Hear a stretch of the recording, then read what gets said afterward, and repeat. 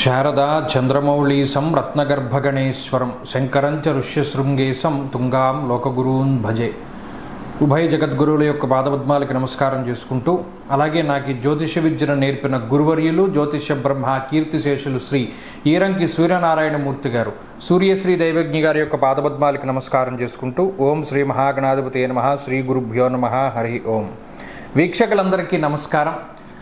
August మాసమందు ఏ విధమైనటువంటి గ్రహస్థితి ఉండబోతూ ఉన్నది, అలాగే ఆగస్టు నెలలో ఉండేటువంటి కుజగ్రహ మార్పు లేదా శనేశ్వరుని యొక్క వక్రగతి ఫలితము లేదా రవిగ్రహ మార్పు ఇత్యాది ఫలితాలు ద్వాదశ రాశుల మీద ఏ విధమైనటువంటి ప్రభావాన్ని చూపించబోతూ ఉన్నాయి, లేదా ఆ నెల రోజుల పాటు ఏ విధమైనటువంటి గ్రహస్థితి వల్ల ద్వాదశ రాశుల వారు ప్రభావాన్ని పొందబోతూ ఉన్నారు అనేటువంటి విషయాన్ని చాలా క్లుప్తంగా ఈ వీడియో ద్వారా తెలుసుకునేటువంటి ప్రయత్నం చేద్దాం. ముఖ్యంగా ఈ శాస్త్ర సంబంధమైనటువంటి విషయాన్ని అతి పురాణ గ్రంథమైనటువంటి గోచార దర్శిని వంటి ఉత్కృష్టమైనటువంటి గ్రంథం ఆధారంగా పూర్తి శాస్త్ర ప్రమాణాలతోటి ఈ విషయాలన్నింటినీ కూడా చెప్పడం జరుగుతూ ఉన్నది. ముఖ్యంగా ఈ ఆగస్టు మాసంలో ఉండేటువంటి గ్రహస్థితిని గనక గమనిస్తే, ఆగస్టు 2వ తారీఖున ఉత్తరా నక్షత్రం 2వ పాదంలోకి శుక్రుని యొక్క సంచారము జరుగుతూ ఉన్నది. అనగా శుక్రుడు తన యొక్క నీచక్షేత్రమైనటువంటి కన్యలోకి ప్రవేశం చేస్తారు ఆగస్టు 2వ తారీఖు నుండి. తదుపరి మాసం అంతా కూడా ఆయన అక్కడే సంచారం చేస్తారు. అలాగే 3వ తారీఖున మృగశిర నక్షత్రం 3వ పాదంలోకి కుజుని యొక్క సంచారం జరుగుతుంది. అనగా మిథున రాశిలోకి కుజుని యొక్క సంక్రమణం జరిగి ఆ నెలంతా కూడా కుజుడు అదే రకంగా ఆయన సంక్రమణం చేస్తూ ఉంటారు. అలాగే 18వ తారీఖున సూర్యుని యొక్క మార్పు, ఇప్పటి వరకు కర్కాటక రాశిలోకి ఆయన యొక్క సంచారం సాగింది.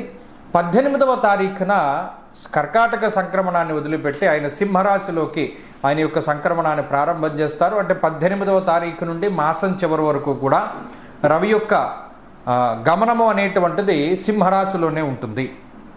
ఆ తదుపరి మాసం చివరిలో 23వ తారీఖున మఖా నక్షత్రం 1వ పాదంలోకి బుధుని యొక్క సంచారం జరుగుతుంది. అంటే ఈ మాసంలో చాలా రోజుల పాటు కర్కాటక రాశి అందే సంక్రమణం చేసినటువంటి బుధ గ్రహము నెలాఖరులో 23వ తారీఖున సింహంలోకి మారుతారు.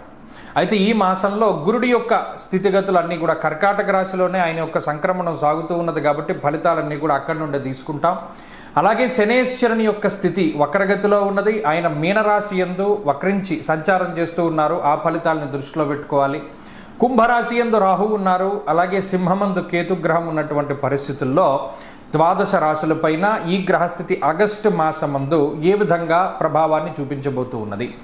మరీ ముఖ్యమైనటువంటి విషయం, ఆగస్టు మాసంలో మనకి అనగా భారతదేశానికి ప్రత్యేకించి కనబడేటువంటి గ్రహణములు కానీ లేదా మరి ఏ ఇతరమైనటువంటి దుర్నిమిత్తములు కూడా కనబడడం లేదు. కావున ఎటువంటి గ్రహణ నియమాలు కూడా మనం పాటించవలసినటువంటి అవసరం లేదు. ఈ విషయాలను కూడా మనం దృష్టిలో పెట్టుకోవాలి.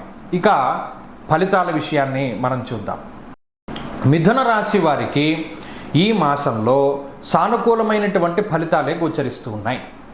కారణం 12వ భావంలో ఉండేటువంటి కుజుడు జన్మరాశిలోకి వచ్చారు. ఇక్కడ కుజుడు మార్పు వల్ల ఈ రాశి వారికి వచ్చిన ఉపయోగం ఏమీ లేదు. కానీ ఇక్కడ 2వ స్థానంలో ఉండేటువంటి గురుడు యోగిస్తూ ఉండగా, కుజుడి యొక్క స్థితిగతులు జన్మరాశిలో ఉండగా రవి యొక్క మార్పు 3య స్థానంలోకి జరగడం ఒక మంచి విషయము. దశమంలో ఉండేటువంటి శనేశ్వరుడు వక్రగతిని సంచరిస్తూ ఉండడం ద్వారా అటు వృత్తికి సంబంధించినటువంటి వ్యవహారాలు లేదు, అది సప్తమాత్ చతుర్థ స్థానము అంటే మీ భార్య గారి యొక్క తల్లి గారికి సంబంధించినటువంటి విషయాలు ప్రభావితం అవుతూ ఉండడాన్ని కూడా గమనించవచ్చు. ఇది చాలా ముఖ్యంగా గమనించాలి. అటు ఉద్యోగ సంబంధమైన వ్యవహారాలు లేదా మీ భార్య గారి పుట్టింటి తరఫున వ్యవహారాలు కొంత మీరు చక్కబెట్టవలసినటువంటి పరిస్థితులు ఏర్పడతాయి. ఖచ్చితంగా వారితో మాట్లాడవలసిన పరిస్థితుల్లో లేదా వారితో ఏదైనా కొంత చర్చలకు వెళ్ళవలసినటువంటి పరిస్థితుల్లో ఇటువంటి వాటికి ఎక్కువ అవకాశం ఉంటుంది. అది ఈ మాసంలో కనబడుతూ ఉంటుంది.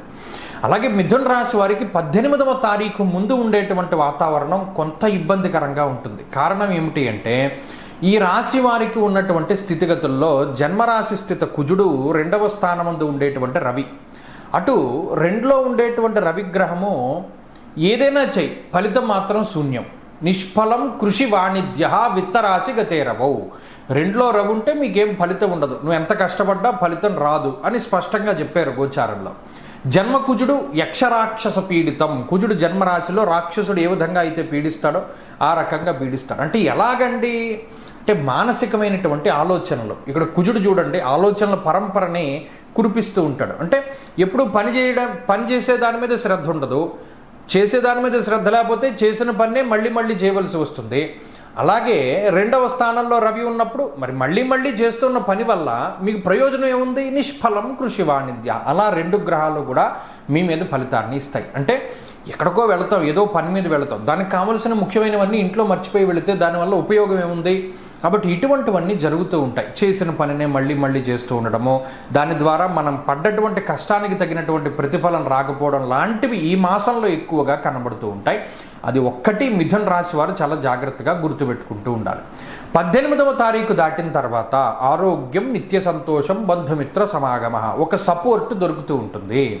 అంటే ఇప్పటివరకు మీకు ఏ విధమైనటువంటి సపోర్ట్ లేనటువంటి తరుణంలో మిథున రాశి వారికి 18వ తారీఖు దాటిన తర్వాత సపోర్ట్ దొరుకుతుంది. తద్వారా జీవితంలో కాంప్లికేషన్స్ అన్నీ కూడా చాలా తగ్గుముఖం పడుతూ ఉంటాయి. అందువల్లనే ఈ మాసంలో 18వ తారీఖు ముందు ఉండేటువంటి పరిస్థితుల కన్నా 18 తర్వాత పరిస్థితులే బాగుంటాయి. ఆ విషయాన్ని దృష్టిలో పెట్టుకోవాలి. సరే, ఈలోపు ఉండేటువంటి వాతావరణం అంటే ఉద్యోగము, వ్యాపారము, ఆరోగ్యం ఇవి మెరుగుపడుతూ ఉండడానికి ఏం చేయాలండి అంటే ఎక్కువగా సుబ్రహ్మణ్య ఆరాధన చేస్తూ ఉండాలి. ఈ నెలలో షష్ఠి తిథులు వస్తూ ఉంటాయి. ఆ షష్ఠి తిథి వచ్చినప్పుడు చక్కగా ఉపవాసం చేయడం కానీ, సర్పసూక్తంతో అభిషేకం చేసుకుంటూ ఉండడం కానీ, లేదా సుబ్రహ్మణ్య క్షేత్రాన్ని సందర్శిస్తూ ఉండడం కానీ చేస్తూ ఉండడం ద్వారా కూడా గ్రహస్థితి మెరుగుపడుతుంది.